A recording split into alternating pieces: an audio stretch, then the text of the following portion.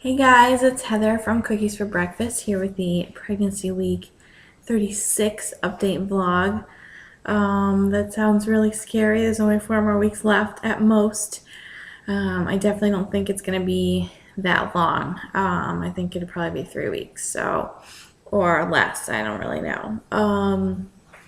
So that's kind of bananas that it's coming so fast. As you saw in last week's update, I'm totally in the freak out stage. Overanalyzing, overthinking everything. Stuff is finally starting to get done off the to-do list, so that's good.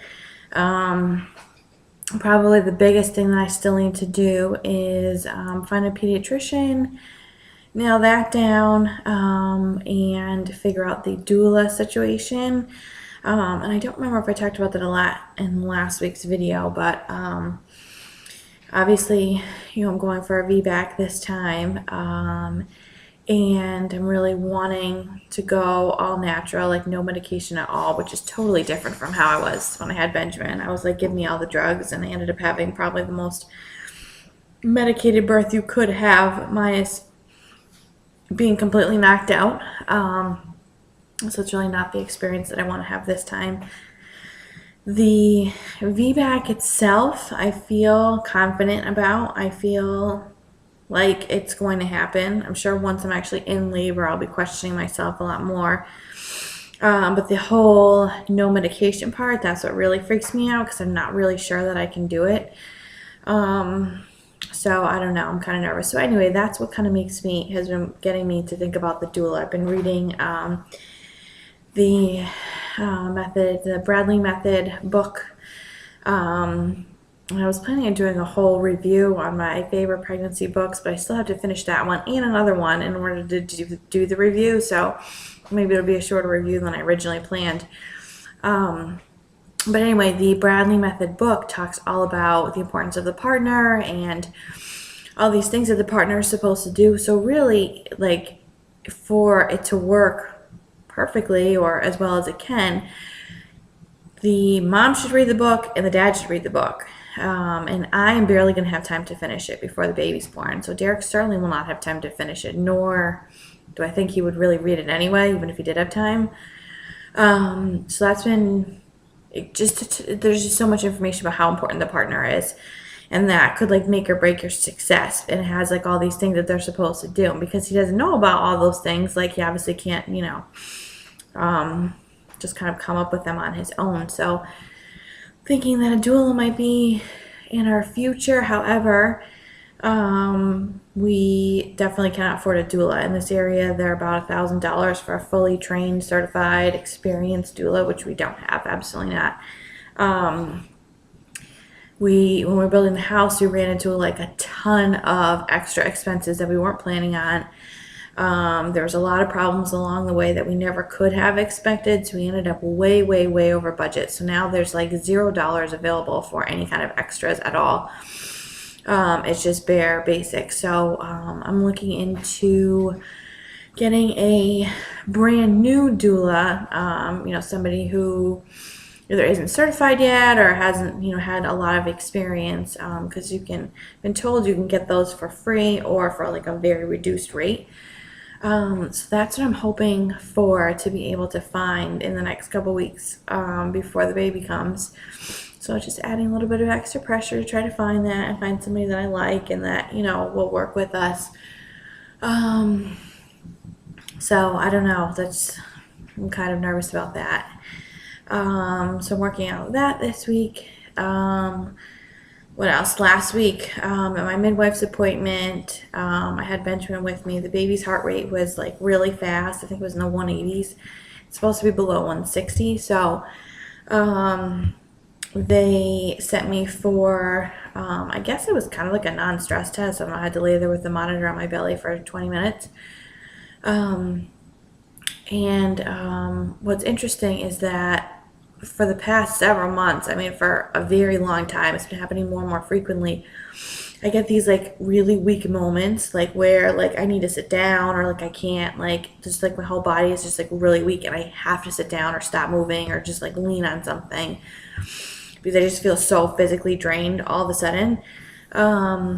And when the midwife was trying to get the baby's heart rate, I was feeling like that, and I was already laying down. So I'm kind of curious if that's what's happening when, like, I feel that way. I don't know. I have no idea. I asked the nurse, and she said probably wasn't, but I don't know if she would really know anyway. So anyway, I'm in there trying to have this test done. You have to be completely still. They had a hard time finding the baby's heart rate. The baby kept moving around, so I'm in there trying to lay still. I had Benjamin. I'm giving him like animal crackers, like trucks, my phone, anything that normally works. He didn't care about. So he's all over the place, like playing with, like, there's an ultrasound machine in there. There's a printer in there that he kept messing with. So I had to keep sitting up, telling him to stop, trying to get him to behave, and keep the monitor from moving, which it did. So they came back in after 20 minutes. It was like the longest 20 minutes of my life. Seriously torturous. Anybody who walked by the door of my room probably thought I was crazy because I kept threatening timeouts and yelling, and it was just an ugly situation. So he came back and they said that, I had been moving around too much, and they didn't get 20 continuous minutes of the baby's heart rate. So they had to do it again. Luckily, the second nurse actually took pity on me. She has a 2-year-old son herself, so she knew kind of how impossible my situation was. And she brought him 2 juice boxes and like a bag of some kind of like goldfish crackers or something like that. So she brought him that. I gave him my iPhone again, put on some videos, and he was perfectly fine for the next 20 minutes. So it was 40 minutes. It was absolutely ridiculous. Everything ended up being fine. It wasn't a big concern, which, to be honest, I wasn't worried about anyway. I was just worried that he was going to break some expensive piece of equipment. So who knows what I'm going to get charged for that fun excursion, but I'm sure it will be pricey. We'll be getting a bill in the near future. So yeah, I guess that was it. That was kind of the highlight or low light of last week. And that's really pretty much it for week 36. There's not a whole lot. I didn't even make a list this week. There's really not that much going on. It's been kind of quiet, just me freaking out, trying to get things ready, prepared, trying to finish that book. I started gathering some things. I made my hospital list for my bag, so that was a start. And I started gathering a couple things today, so I actually have to start packing that, putting it in a bag. Yeah, I guess that's pretty much it. So that's it for week 36. I'll do a quick shot here. I feel like I'm all blown out again.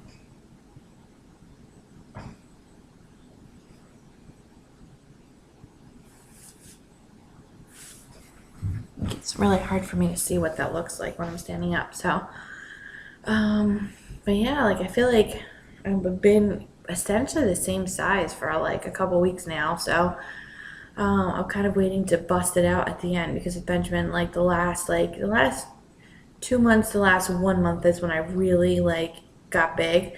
So I'm kind of waiting for that to happen. It's definitely been a lot itchier. Like my belly's been itchy and the stretch marks and everything. So haven't seen anything new popping out there, so that's good. Minus the little tiny red like shoots that were coming out last week. But they look less angry this week, so I don't know. Maybe that's a good thing. Yeah, that's it. So fairly uneventful, minus the ridiculous excursion at the midwife office. So I guess that's it, and I will see you next week. Bye.